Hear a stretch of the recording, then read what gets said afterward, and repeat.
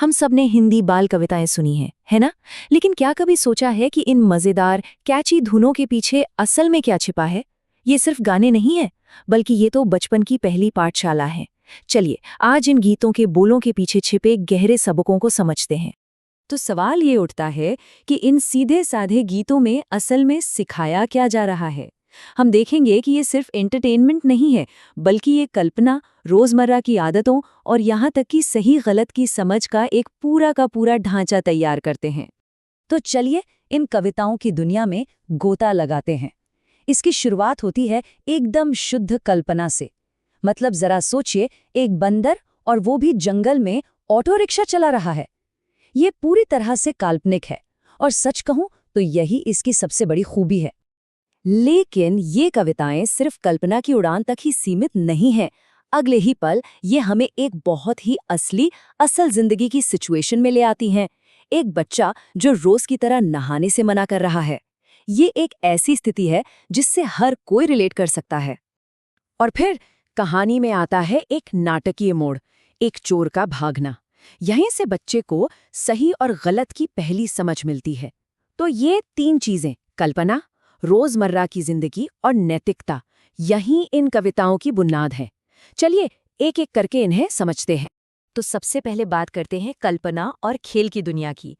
देखिए, किसी को भी, खासकर बच्चों को, कुछ सिखाना है तो सबसे अच्छा तरीका है उसे मजेदार बनाना, और ये कविताएं बिल्कुल यही करती हैं। और इस मजेदार दुनिया के किरदार भी बड़े दिलचस्प हैं। ऑटो चलाने वाला बंदर, डमरू बजाने वाला मदारी, उसका नाचता हुआ भालू, और हाँ, कुछ शरारती चोर भी। यही किरदार इन कहानियों में जान डाल देते हैं। यहाँ सबसे दिलचस्प बात है आवाज और लय का इस्तेमाल। जरा इस लाइन को महसूस कीजिए, डम डम डम डमरू बाजा। इसे सिर्फ पढ़ते नहीं हैं, इसे महसूस करते हैं। ये लय ही बच्चों को कहानी से जोड़ती है और भालू के नाचने का पूरा माहौल बना देती है। तो मतलब साफ है, ये कविताएं एक ऐसी दुनिया बनाती हैं जहां कुछ भी हो सकता है। इनका पहला और सबसे जरूरी काम है मजा और कल्पना के जरिए बच्चे का ध्यान खींचना, ताकि सीखने का एक स्टेज तैयार हो सके। अच्छा, एक बार जब बच्चे का मन लग गया, तब ये कविताएं खेल से व्यावहारिकता की ओर बढ़ती हैं।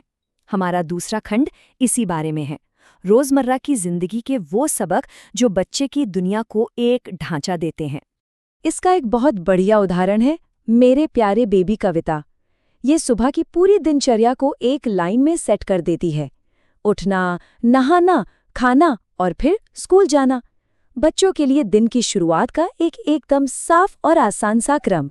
और कमाल की बात तो ये है कि ये गीत बातचीत का तरीका भी सिखाते हैं। जब बच्चा कहता है नहाना नहीं है, तो कविता में माँ का जवाब तैयार है, नहाना अच्छी बात है।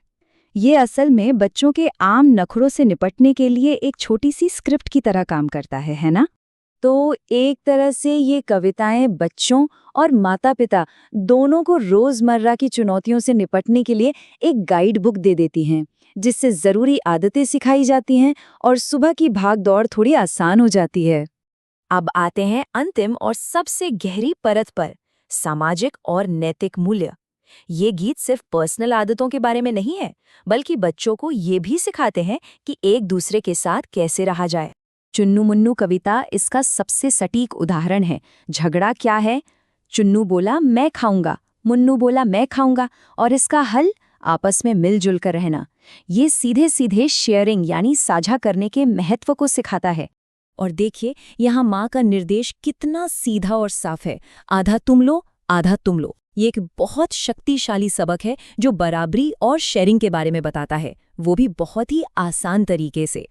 और ये सबक सिर्फ शेयरिंग तक ही सीमित नहीं है। नानी तेरी मोरनी जैसी कविताएं न्याय की पहली समझ देती हैं। इसमें चोरों को मोटे हवलदार पकड़ लेते हैं, जो बच्चों को सिखाता है कि देखो, गलत काम के नतीजे होते हैं। ये सही और गलत की दुनिया का एक बहुत ही सरल और यादगार परिचय है। इसलिए चाहे खिलौने बांटने की बात हो या फिर गलत कामों के अंजाम को समझने की, ये कविताएं एक बच्चे के लिए नैतिक ढांचे की पहली क्लास होती हैं। ये बड़े बड़े आइडियाज को छोटी यादगार कहानियों में पिरो देती हैं। तो हम इस बातचीत को एक बड़े सवाल के साथ खत्म करते हैं। ये नए जमाने की कविताएं कल की दुनिया को आखिर कैसे आकार दे रही हैं?